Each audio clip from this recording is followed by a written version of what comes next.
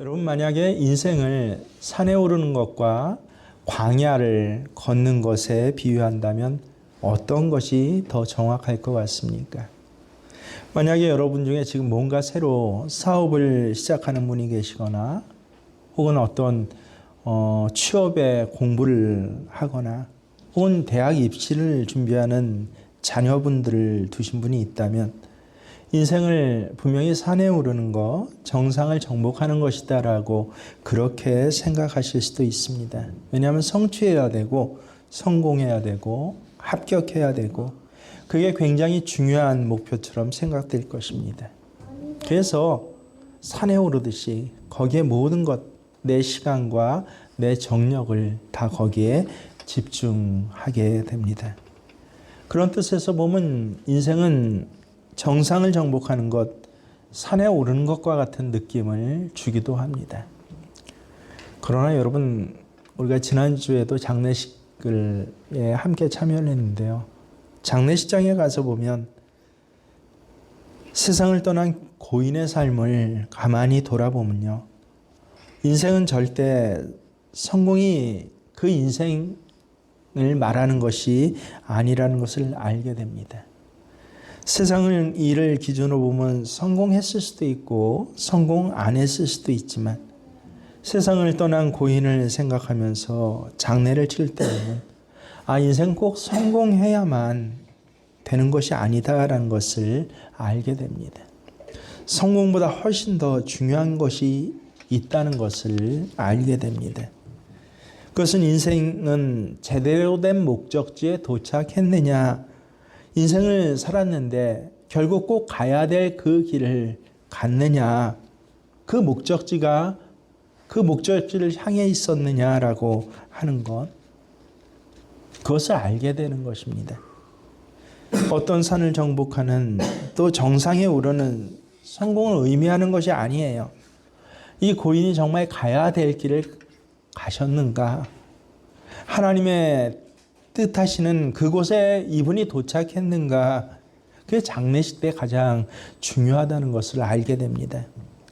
만약에 그렇다면 그분이 어떤 힘들고 어려운 삶을 살았든지 혹은 어떤 빛나는 삶을 살았든지 정말 찬송과 예배가 있는 자리가 그 장례식장이 돼요. 천국의 잔치가 되는 것입니다.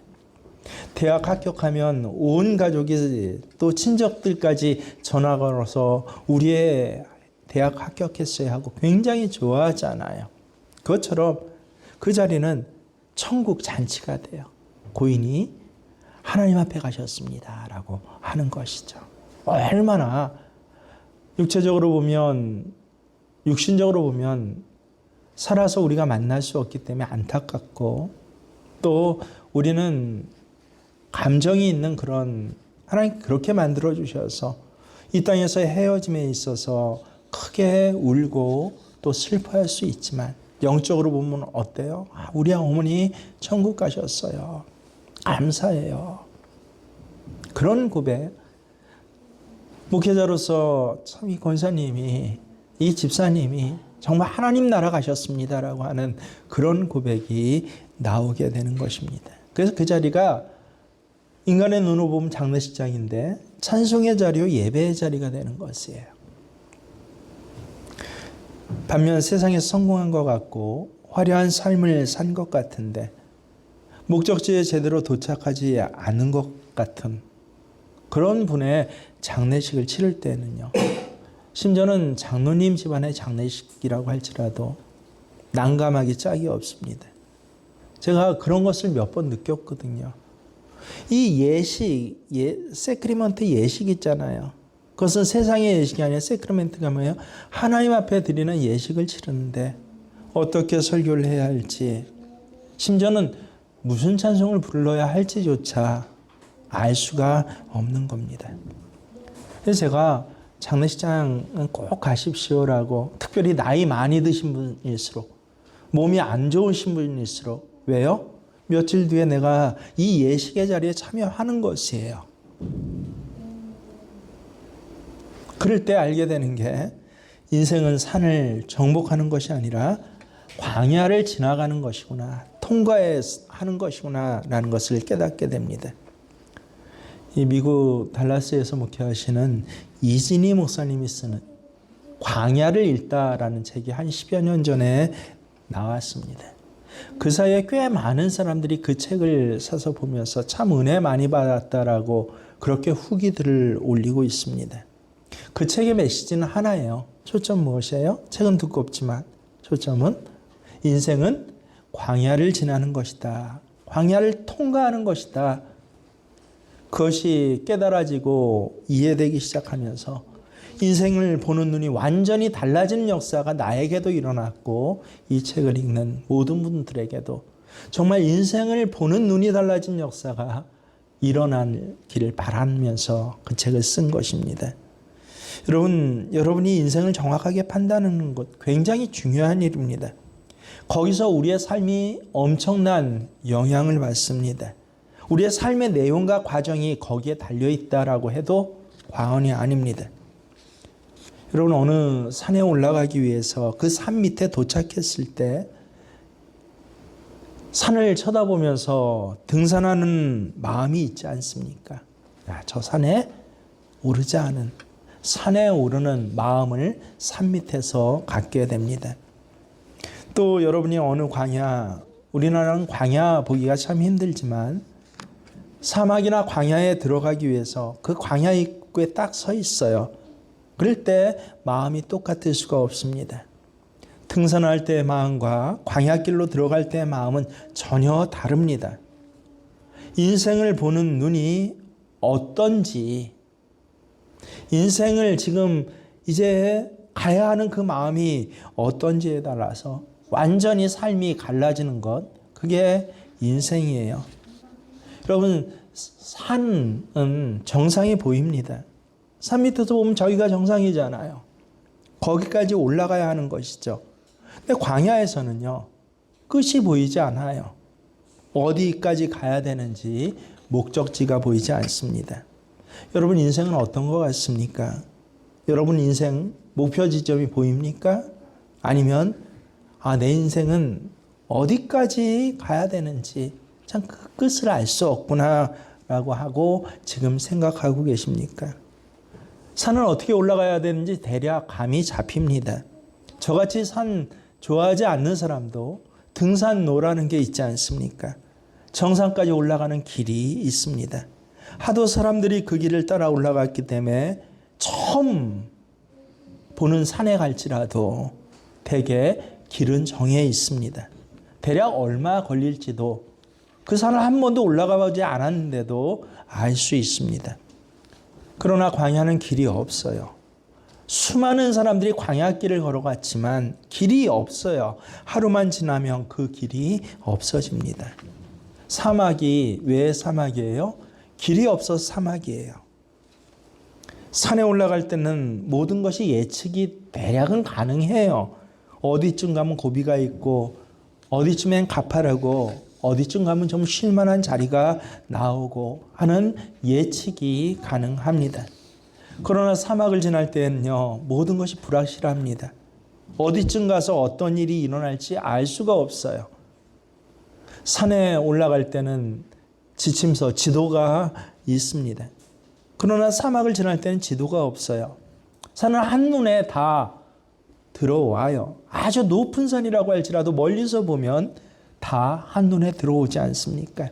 그러나 광야는 내 한눈에 다 들어오지 않습니다. 산 변하지 않습니다. 항상 저기에 그대로 있어요. 그러나 사막은 변화무쌍합니다. 오늘 있던 모래 언덕이 내일이면 사라지고 전에 없었던 언덕이 새로 생기기도 합니다. 산에 오른 사람은 자신감이 있습니다. 무엇인가 그 성취하고자 하는 동기가 있습니다. 내가 오늘은 저 정상까지 올라갈 거야 라고요. 아니면 저 정상까지는 못 가지만 오늘은 저 밑에 대피소 휴게소라도 올라갈 거야 라고. 하지만 광야길에 들어선 사람은요, 무능력합니다. 광야길을 오래 걸을수록 겸손해집니다. 산에서 길을 잃으면 좀 고생하면 돼요. 대개 어떻게 해서든지 올라가거나 내려오면 됩니다. 무엇인가 대책이 있습니다. 그러나 여러분 사막에서는요. 길 한 번 잃어버려선 한 번만 잃어버렸다고 할지라도 살아나오질 못합니다. 대책이 없는 것이에요. 산에 오를 때는 혼자 가도 됩니다. 하지만 광야길을 갈 때는 절대 혼자 가선 안 됩니다. 같이 가야 해요. 산을 올라갈 땐 올라가다 힘들면 중간에 쉬어도 되지 않습니까? 꼭 정상까지 갈 필요가 없잖아요. 저는 이주인데 중간에 도시락 까먹고 그냥 내려와도 되지 않습니까? 하지만 사막은요, 힘들다고 중간에 그냥 그만둘 수가 없습니다. 계속 끝까지 가야 합니다. 여러분, 이제 내 인생을 한번 생각해 보십시오. 내 인생은 정상을 정복하는 그런 등산하는 것과 같은 인생입니까? 아니면 광야길을 지금 통과하는 것과 같은 인생입니까?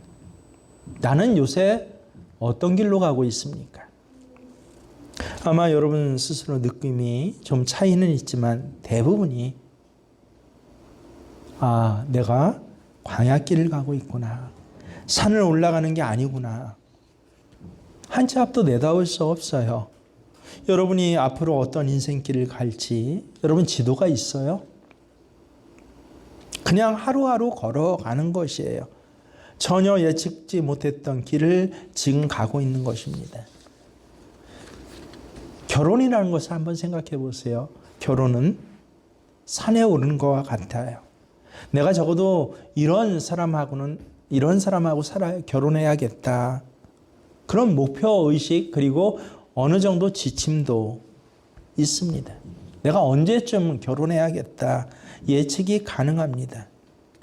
그런 뜻에서 보면 결혼하는 것은요. 산을 오른 것과 같습니다. 하지만 결혼식 올린 그 다음 날부터 살아가는 건 뭐예요? 광야길이에요. 결혼식 한 다음부터 목표라는 것이 없습니다. 이젠 끝까지 같이 걸어야 합니다. 아이를 낳는 것은 산에 오르는 것과 같습니다. 그렇죠. 우리 아이 몇 명 낳자라고 그리고 임신하고 출산하는 그 과정 내내가 뭐예요? 산을 오른 것과 같아요. 그런데 그 아이를 출산하고 나면 그 다음부터는 광야길입니다. 그 애 데리고 지지고 볶고 이러려고 내가 애를 낳았나 한탄을 해가면서 그러면서도 끝까지 그 애 데리고 함께 길을 걸어가야 돼요. 양육의 길입니다. 직장에 취직하는 것도 또 대학에 들어가는 것도 처음에는 마치 정복하는 것처럼 보여요. 하지만 막상 학교에 들어가고 직장에 들어가 놓고 보면 직장 생활, 학교 생활은요. 정복이 아니라 광야길을 통과하는 것입니다. 우리 인생은 광야를 걸어가는 거구나. 이걸 그래서 깨닫는 것이 굉장히 중요합니다. 여러분 광야를 걷는 법과 산을 오르는 법은 전혀 다른 것 아십니까? 실제 내 인생은 광야를 걷고 있는데 산을 오르는 것처럼 그렇게 사니까 대부분의 인생이 망가지는 것입니다. 완전히 다른 인생이 되는 것입니다. 광야를 걸어가는 사람이 등산하는 사람처럼 그렇게 살면요. 실제 망가질 수밖에 없어요. 그가 어떤 성취를 산을 오르는 것처럼 이루었듯이 그가 어떤 자기 만족을 가졌는 혹은 얼마나 힘쓰고 애써서 그렇게 이루었는지 그는 결국은 뭐예요? 헛된 인생, 망하는 인생이 되는 것입니다. 그런데 많은 사람이 그 사실을 깨닫지를 못해요. 젊은이들을 깨닫지 못한다. 그래서 젊은이에요. 근데 철이 들게 되면 자연히 알아요. 결혼식 올리는 것과 부부 생활하는 것은 더 나아가서 이제 가정생활하는 것은 전혀 다르다라는 것을 아예 몸으로 알고 있어요. 그걸 알면 어때요? 이른바 가정생활에 남편과 아내로서의 철이 든 것이에요. 근데 결혼식 하는 것처럼 부부생활을 하면요, 첫날부터 삐걱거려요. 그 마음을 깨닫고 광야를 걷는 것과 같은 삶을 살고자 하는 변화가 없으면요, 둘이 같이 살아갈 수가 없어요. 옛날에는 억압적으로라도 또 문화 자체가 그래도 참고 살아야 돼. 저희 어머님 늘 그러셔요. 며느리 앞에서도 한 10년, 15년을 내내 만날 때마다 그런 소리를 하십니다. 내 인생을 만약에 글로 쓰면 5권이 넘는 그런 책을 쓸 수 있다고요. 옛날엔 그랬어요. 5권이 넘는 정말 눈물의 책을 쓰면서도 어쩔 수 없이 그 길을 끝까지 같이 갔는데 요새는 어때요? 아니에요.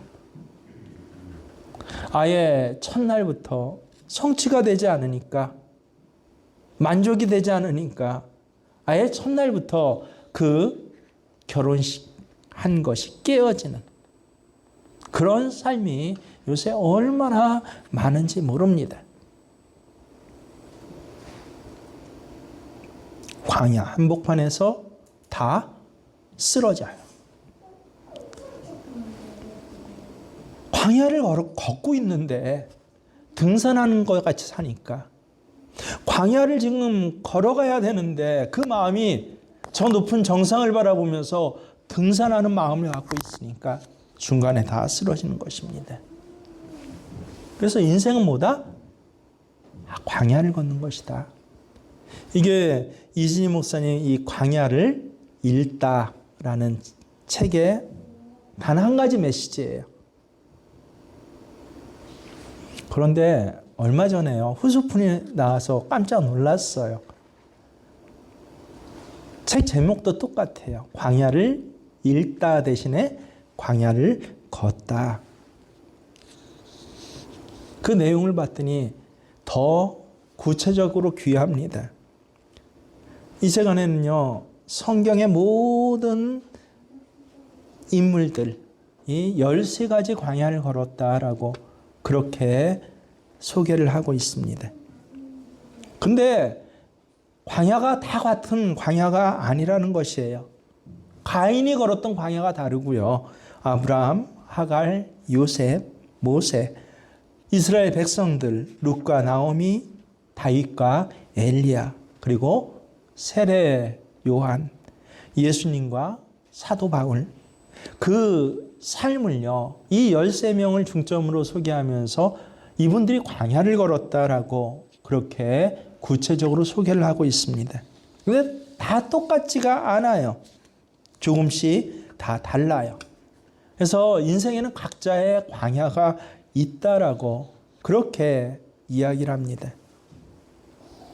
그 책을 읽어보면서 나도 내 인생이 참 다르구나 알게 돼요. 우리가 걸어가는 광야 누구 하나, 심지어는 제 아내하고 같이 살고 있지만 제 아내가 걷는 광야와 내가 걷는 광야가 조금은 다를 수도 있습니다. 이렇게 13가지 광야, 그것이 모든 인류의 삶이, 모든 인류가 걸었던 광야가 이 13가지 유형에 다 들어 있습니다. 그 중에 우리는 한 가지 유형의 광야를 걷는 것입니다. 아들이 없었던 아브라함이 광야길을 지납니다. 광야길을 통과하고 나서 이스라엘의 조상이 되었습니다. 여종이었던 하갈이 광야길을 지나요. 그 광야길을 통과해서 아람 민족의 어머니가 되었습니다. 어린아이 요셉이 광야길을 통과해서 이스라엘 총리가 되어서, 그래서 큰 나무처럼 그 그늘 아래 자기 가족들, 자기 족속들이 다 살아갈 수 있도록 하였습니다. 이집트에서 종되었던 히브리인들은요, 광야를 통과해 가나안 땅에 들어가서 한 나라를 이루게 되었습니다. 도망자였던 모세는 광야를 통과해서 출애굽의 리더가 되었습니다. 이방인의 청산 과부였던 룻은요, 광야를 통과해서 다윗 왕가의 어머니가 되었습니다. 양을 쳤던 목자 다윗은요, 광야를 통과하면서 이스라엘 목자, 이스라엘 왕이 되었습니다. 나 죽을 거야 라고 죽고 싶어서 광야에 들어갔던 엘리야는요, 광야의 중간에 죽지 않고 그 광야를 통과해서 죽음을 보지 않고 극적으로 하늘로 올라가는 영광을 얻게 되었습니다. 원래는 제사장으로 살아가게 되었던 요한은요, 광야를 통과해서 메시아의 선구자 세례 요한이 되었습니다. 십자가의 광야를 통과하신 예수님은 사탄에게서 왕관을 벗기시고 영광의 면류관을 쓰셨습니다. 유배지와 다름없던 다소라는 광야를 통과한 바울은 기독교를 세우는 인물이 되었습니다. 그러니까 성경에 나왔던 믿음의 사람들은요, 모두 이 13가지 광야를 통과한 사람들이에요. 광야가 만든 사람들이다라고 해도 됩니다. 분명히 이들의 인생 광야길이었어요. 목마르고 힘들고 어려운 길, 예측하지 못하는 길. 하지만 이들이 걸었던 광야길은요, 결코 고통과 형벌의 장소가 아니었어요. 허비하는 시간도 아니었습니다.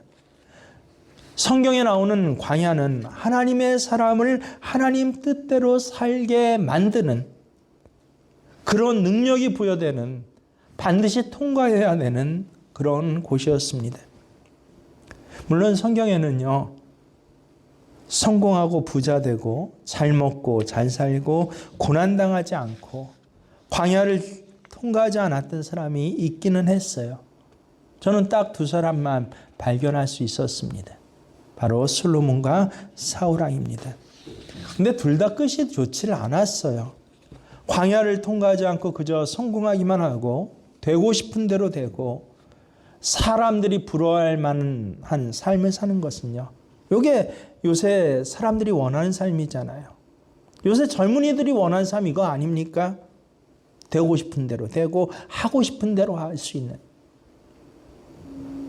대신 광야는, 사막은 통과하지 않는. 근데 그건 진짜 복 아니에요. 이 대표적인 2사람 중에 한 사람은요, 하나님께 버림을 받았습니다. 그리고 한 사람은 하나님을 떠났어요. 둘 중에 하나예요. 하나님께 버림을 받든지 스스로가 하나님을 떠나든지. 이처럼 우리가 정말 다 각자가 다양한 광야의 삶을 살지만 중요한 건 무엇입니까? 그래, 인생은 광야를 지나는 것이야. 그럼 중요한 게 뭐예요? 그러면 어떻게 하면 이 광야길을 지나갈 수 있을까? 어떻게 하면 이 광야에서 살아남을 수 있는지, 그게 가장 중요한 것 아닙니까? 꼭 한 가지 길이 있다라고 합니다. 하나님과 동행하는 삶을 사는 것입니다. 여러분, 길이 없어서 광야인 줄 알았더니 예수님 오시기 전까지는 그랬어요. 사막, 길이 없기 때문에 사막이고 길이 없기 때문에 광야인 줄 알았더니, 근데 예수님 말씀하셨어요. 광야에도 길이 있다. 직접 말씀하셨어요. 도무지 길이라고는 찾아볼 수 없는 사막에도 길이 있습니다. 예수 그리스도. 예수님이 스스로 자신을 그렇게 말씀하셨어요. 요한복음 14장 16절에 뭐라 그럽니까? 내가 길이요 진리요 생명이라. 그러니까 우리가 꼭 광야 같은 삶을 살 때 명심해야 할 것은요, 길을 놓치면 끝장입니다. 산은 눈에 보이는 등산로가 있지만 사막은 정말 길이 없어요. 거기서 길을 잃으면 죽습니다. 실제 내일 무슨 일이 일어날지, 한 달 뒤에 무슨 일이 일어날지 도무지 알 수 없는 길을 우리가 이렇게 살아가고 있지 않습니까? 여러분, 오늘 예배 마치고 집에 돌아가셔서 돌아가시는 중에, 혹은 오늘 밤에 무슨 일이 일어날지, 내일 무슨 일이 일어날지 여러분 아십니까? 전 모릅니다. 그걸 요새 점점 배워가고 있어요. 그래서 오늘 식사 한 끼를 하면서도, 어제도 점심 제가 혼자 식사를 했는데요. 하면서 기도가 깊어져요. 한 끼 식사가 감사합니다. 왜? 내일 일은 모른. 오늘 내게 한 끼 식사를 주신 하나님. 음식이 좋고 나쁘고 그것이 아니에요. 이 식사를 내가 맛을 알고 먹게 하신 하나님. 이 식사가 거짓되지 않은 것으로, 정직한 것으로 그렇게 차려지게 하신 하나님. 깊이 감사했어요. 가족들의 식탁을 축복하고 기도하고 있는 교인들의 식탁을 축복했습니다. 그래서 오늘 내가 광야길을 걸으면서 할 수 있는 일은 뭐예요? 감사한 일 하나뿐입니다. 광야길은 길이 없는데 예수님 길이 있다고 하셔요. 예수 그리스도께서 길이십니다. 그래서 우리는 정말 한 가지 알아야 돼요. 여러분 적어도 40이 넘으면 절대 알아야 할 게 있습니다. 인생 나이. 제가 헤아려보니까 그렇더라고요. 다른 건 다 몰라도 30이 넘어서 아는 사람은 정말 행복할 거예요. 20이 넘어서 20대 아는 사람은 그 사람 정말 복된 사람입니다. 무엇입니까? 광야길. 이 광야길을 걸어가는데 광야를 바라보기보다 주님을 바라봐야 한다라고 하는 것입니다. 그럼 여러분의 삶이 달라집니다. 이 하나에 우리 인생 전체가 달려 있습니다. 아무리 광야길 같은 인생을 살아가고 있다고 해도 여러분 고백하십시오. 길이 있습니다. 의사는 암병 걸려서 너 죽을 거야 해도 어때요? 길이 있어요. 예수님이 내 인생의 길이다. 막연하게 생각하는 사람은요, 실제로 예수님 믿지 않고 사는 사람하고 똑같습니다. 예수님이 직접 자신에 대해서 말씀하셨어요. 광야에서도 예수님 자신이 생명수가 되어서 예수님을 길로 삼는 사람에게 뭐 하시겠다? 목마르지 않는, 영원히 목마르지 않는 물을 주시겠다라고 직접 약속해 주셨습니다. 정말 그래요.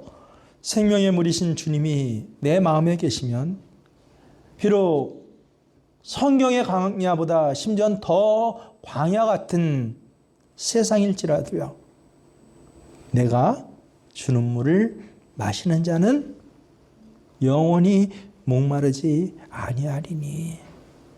야, 광야를 살아가는데 물이 없고 길이 없기 때문에 광야인 그 광야를 살아가는데 영원히 목마르지 않는 충만한 삶을 살 수 있다라고, 이게 믿어져요. 실제 주님과 함께 걷고 주님과 친밀히 동행하는 것이 진짜인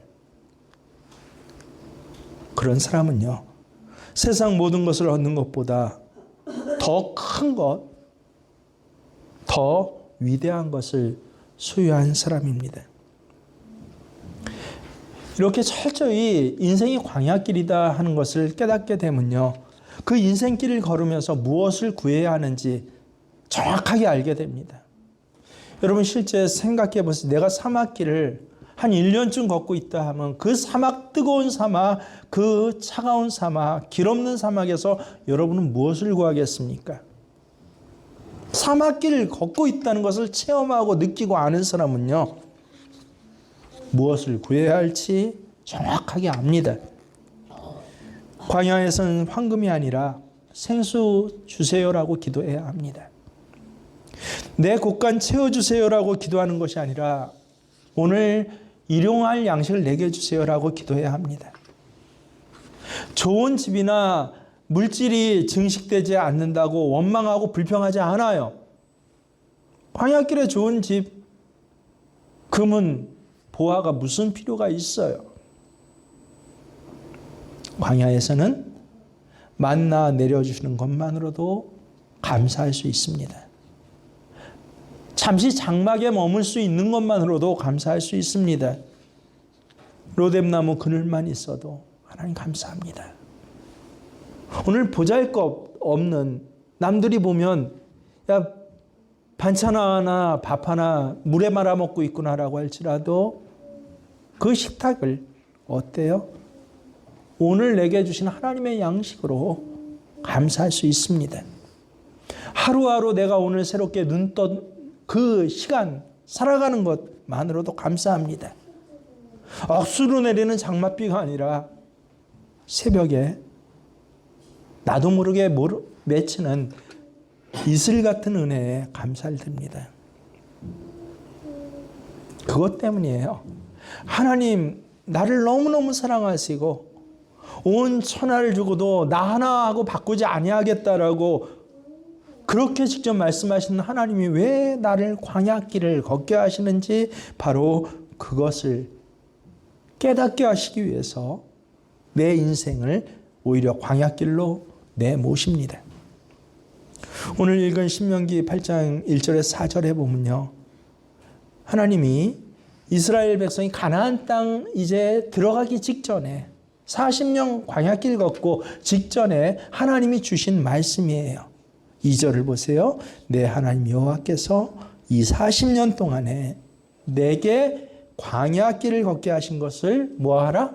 기억하라. 절대 잊지 마. 왜 이 광야길을 하나님이 내가 이 힘들고 어려운 광야길을 걸어가게 하셨는지 잊지 마라.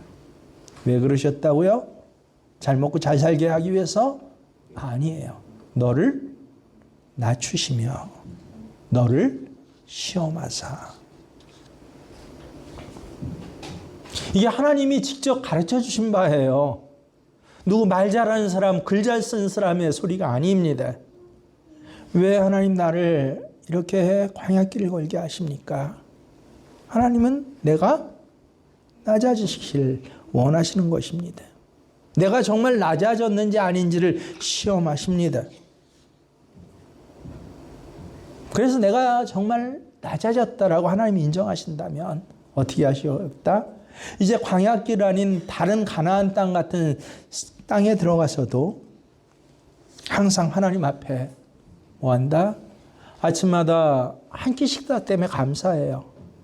콜록콜록거리고 숨이 차지만 오늘 내게 허락해 주신 이 하루 때문에 감사해요.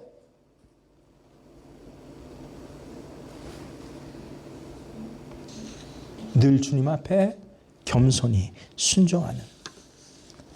너 이제 가나안 땅에서 살아갈 것인데 광야 시험은 테스트는 끝났어요. 이제는 가나안 땅 살아갈 건데 가나안 땅처럼 살지 마. 물질적으로 굉장히 어려운 시대 끝났어요. 이제는 남들이 보면 부자로 살 텐데 너 부자처럼 살지 마. 하나님 앞에서 낮아져. 하나님 앞에 순종해. 가나안 땅에 살지라도요, 겸손히 주님만 바라보고 그렇게 주님께 순종하는 삶을 훈련하기 위해서 내가 오늘 광야길을 걷고 있는 것이에요. 여러분, 물질이 왜 어렵습니까? 하나님 온 천하를 주고도 날 바꾸지 않는데 왜 이렇게 물질 없이 허걱대며 목마르게 살게 하십니까? 물질이 어려울 때 뭐하라? 하나님께 순종하라. 그렇게 순종한 삶이 체질이 익을 때 그때 하나님께서는 야 광야의 길은 너 통과했어 라고, 가나안 땅에서도 내가 하나님 주신 복으로 이제 온전히 살 수 있어 라고 그렇게 살게 하시겠다라는 것입니다. 그런데 겸손히 주님과 동행하지 못한 사람은요, 그렇지 않습니다. 주님만 바라보고 순종하는 길을 걷지 못한 사람은, 그래서 형편 좋아지는 것이 꼭 좋은 것 아니라 저는 그것을 저주라고 생각해요. 실제 그렇습니다. 심지어 제 친인척을 보고도 그런 얘기를 합니다. 너 물질 많아지는 거 그거 좋은 거 아니야. 그건 오히려 저주야. 그 삶이 힘들게 만들어져요. 하나님이 내게 계획하신 인생을 살아가는 그 삶은 완전히 망하는 삶을 살게 되는 것이 그런 물질이에요. 전 요새 한 60대 넘어 70대 넘어 있는 분들 이야기를 이제 주변을 통해서 전화를 통해서 가끔 듣는데 그래요. 이분들이 광야길을 나름대로 걸었다고 생각하는데 광야길 걷는 이유가 뭐라고요? 시작. 하나님 앞에서 낮아지고 겸손하고 순종을 하고. 근데 광야의 헛거림 때문에 오늘 양식 부족한 것 때문에 하나님 앞에 낮아져야 되는데 양식 부족한 것 때문에 낮아진 게 아니라 원망하고 불평했어요. 결국 광야길에서 실제 배운 게 없어요. 물질을 배우지 못했고 마음을 배우지 못했고 생활을 배우지 못했어요. 이른바 세상 사람 그대로 살아갔어요. 이런 분이 70 넘으면 어떻게 돼요? 나름대로는 자기는 가나안 땅 들어왔다고 생각해요. 야, 창고에 적금에 뭐 내가 이제 나머지 삶을 살 수 있다라고 생각하는데 그러면서 마음이 여유로워지는데 제가 봤더니 어때요? 저주예요. 하나님 앞에 설 시간은 바싹바싹 다가오고 있는데 하나님 앞에 설 준비가 전혀 안 됐어요. 70, 80이 넘어서도 뭐라 그래요? 하나님 조금 있다요. 내일이요. 다음에요. 참 기가 막혀요. 그분이 제 교인이라고 하면 그분만 생각하면 눈물만 나지 않겠습니까? 목회자라면요.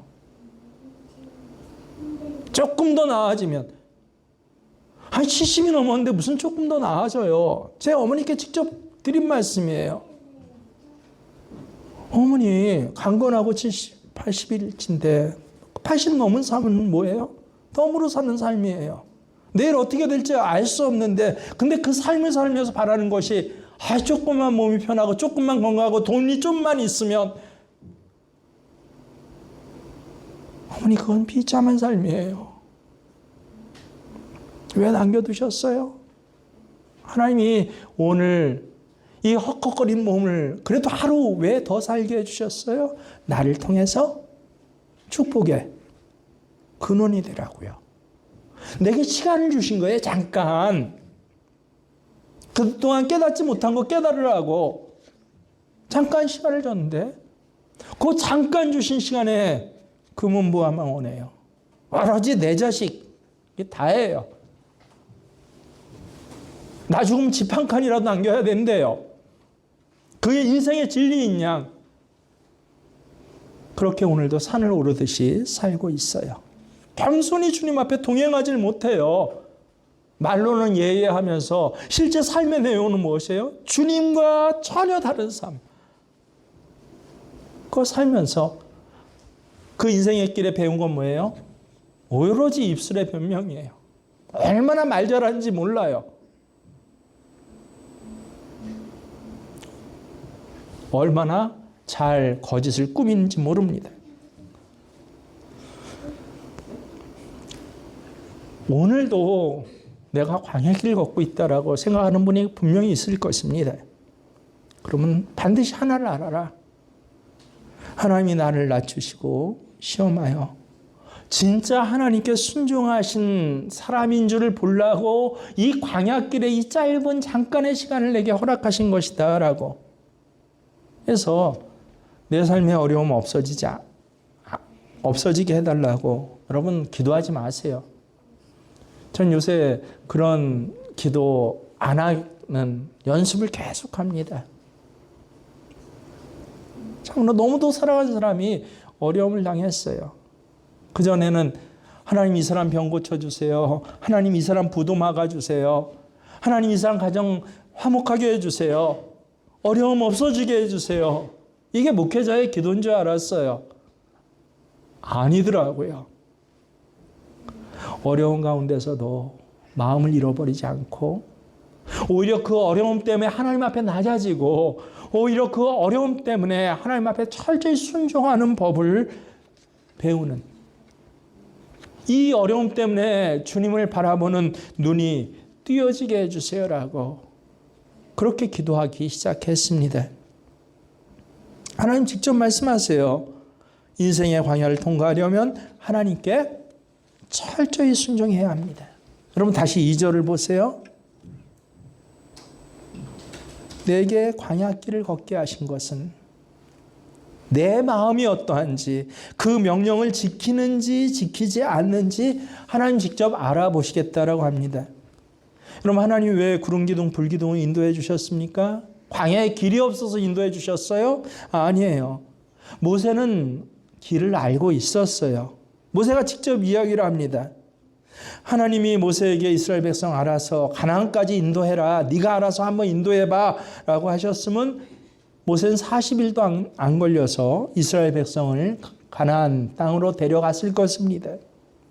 근데 왜 구름 기둥과 불 기둥, 하나님이 보여주신 그 인도를 매일 따라갔습니까? 더위와 추위도 피하긴 했지만 순종 훈련을 시키신 것이에요. 40일 갈 길을 40년 걸렸으니 얼마나 짜증스럽겠습니까?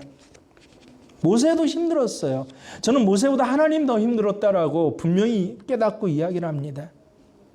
여러분, 자녀들이 밖에 나가 있어요. 가끔 필요한 것 마련해주고 용돈 붙여주고 전화 걸어서도 가끔 오늘 생활이 어떠니, 뭐 어려운 건 없니? 이거 묻는 것도 참 힘들어요. 근데 하나님 어떻게 하셨어요? 매일 아침에 그 천지에 이스라엘 진영의 만나를 하나하나 내리세요. 언제? 매일 아침에, 매일 낮에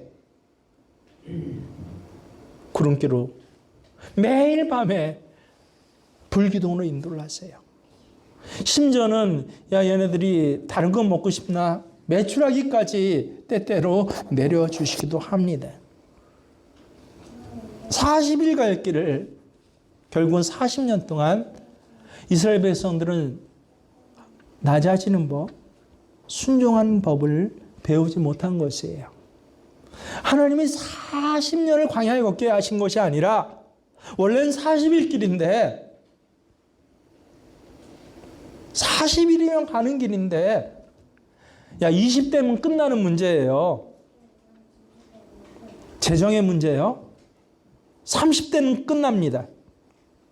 실제로 저는 분명히 알아요. 그렇게 체험했어요.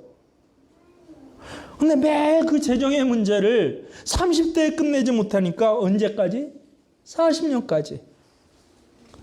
세상에 70이 되고 80이 돼서도 돈이에요. 돈 많아서 돈이에요. 돈 없어서 돈이에요. 기가 막혀요. 돈의 문제는 하나님 앞에 돈 문제 때문에 순종하고 하나님 앞에서 낮아지고 하나님 방법대로 살아가라고 이 광야길에서 배워야 되는데 배우지 못한 것이에요. 매일 인생의 성공이요? 광야길에서 그걸 배워야 돼요. 인생이 낮아서, 인생이 없어서, 힘이 없어서, 권세가 없어서, 배경이 없어서 그 없는 것 같은 광야길을 걸면서 배울 게 뭐야? 하나님 앞에 낮아지는 것. 하나님 앞에 겸손하는 것. 그래서 예수님이 내 인생의 길입니다라고 고백하는 것을 적어도 20대는 배워야죠. 30대는 온전해져야 되고요. 그 정도는. 근데 저는 40이 넘어서도 매일 입술로 그것 때문에 원망하고 불평하는 사람. 내가 옛날에 고등학교 때까지 늘 전교 1등을 했는데 집안에 돈이 없어갖고 대학 못 갔다고. 저는 60된 장로님이 장로 취임하면서 그 소리를 하는 걸 듣고 마음이 너무 아팠어요. 그분의 일상 모든 것이 뭐예요? 돈이 없어서 좋은 대학 못 가서 내가 이렇다라고. 내가 부모를 잘못 만나서 내가 이렇다라고. 광야 때문에 그분의 입술과 인격은 다 뭐예요? 원망과 불평이에요. 얼마나 비참한 삶입니까? 사업에 성공했다고 해도, 교회선 장로로 취임했다고 해도, 권사가 됐다고 해도 뭐예요? 매일 돈. 매일 뭐 때문에, 누구 때문에, 그래서 내가 불평하고 원망하고 힘들어. 그는 여전히 광야길 걷는 거예요. 하나님이 이제 조금 시간을 그에게 우리가 남겨주셨어요. 오늘 너를 데려가면 어떻게 돼요? 지옥 가는 거예요. 근데 이렇게 원망과 불평뿐인 나를 오늘 살게 하시고 오늘 예배 나오게 하셨어요. 왜요? 나를 사랑하사 조금의 시간을 또 한 번의 예배를 내게 허락하신 거예요. 근데 그 허락하신 귀한 예배 시간에 딴 시간, 딴 얘기, 딴 생각하고 심지어는 졸아요. 기가 막히잖아요.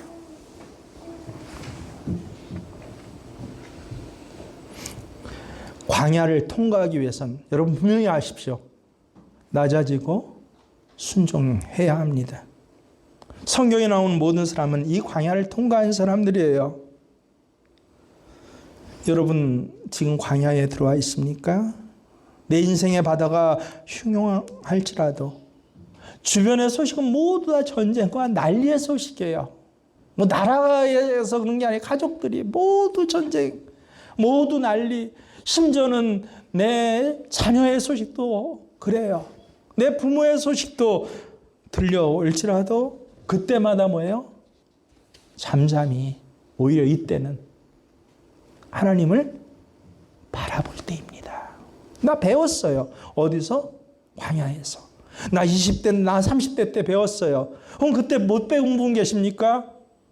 오늘 나 하루를 살게 하신 것이 바로 요거를 알라고 하나님 나를 사랑하셔서 나를 하나님 자녀로 끝까지 안기 위해서 바로 이것 알려고 오늘 이 예배 시간 허락하셨구나라고. 잠잠히 하나님만 바라라. 언제? 몸 편할 때, 병 다 나았을 때, 좋을 때? 아니에요. 광야에 어려움이 내게 올 때. 아침에 일어났는데 허리가 꾸부정하고 숨이 제대로 안 쉬어지네요. 열이 얼마나 났는지, 머리가 어지러운지, 그 시간이 너무 힘들 때, 그 육체의 광야길에 여러분은 어떻게 알아? 원망하고 불평하고 의사를 바꿔봐야겠어. 저희 어머님이 병원을 오래 다니시더니 이제 아버님하고 주 논쟁이 그거야. 의사를 바꿔봐야겠다고. 성모병원 이 의사보다 저 분당 어떤 의사가 더 유명한데 20년을 한 병원에서 하는 의사를 만났는데 바꿔봐야겠다고. 의사 바꿔보는 것이 아니라 오히려 그럴 때 어떻게 해요? 잠잠히. 시편 60편 1절을 보세요.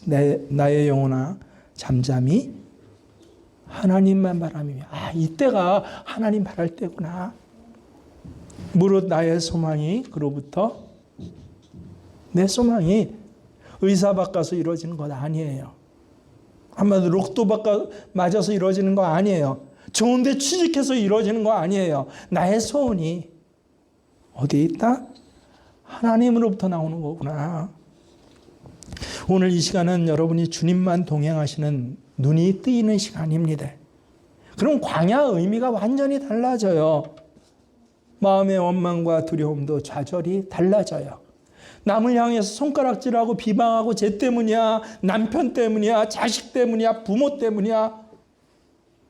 심지어는 보증 쓰게 하고 내 돈 다 날려먹은 저 친구 때문이야, 사기꾼 때문이야 라고 할 그 시간에 하나님만 오히려 더 바랄 때, 이 소망이, 내가 살아가는 소망이 하나님께 나옵니다 라고 고백할 때, 그때 이제 광야의 훈련이 끝나는 거예요. 이제는 어떻게 살아가요? 가나안 땅에서, 이 가나안 세상에서 거룩한 하나님의 백성, 제사장의 백성으로 살아가는 거예요. 세상 한가운데서 믿음으로 살아가요. 학교에서 공부하면서 하나님 방법대로 공부 안 해요? 직장 생활하면서 어떻게 해요? 하나님이 주신 능력으로 이 직장을 나 때문에 복받는 직장으로 만들어 가는 것입니다. 예수님 한 분이면 충분해요. 그런 고백이 나와요. 여러분, 오늘 산에 올라가듯이 살지 마세요. 광야를 지나가듯이. 그렇게 내 광야는 그래서 힘들고 어지럽고 숨 못 쉬고 돈 없고 한 곳이 아니라 나를 통해서 하나님의 뜻이 배워지고 익혀지고 그리고 이제 하나님의 사람으로 살아갈 수 있는 놀라운 힘이 내게 지금 내려지는 시간이다라고 고백하실 수 있는 여러분 되시길 주의 이름으로 축원합니다.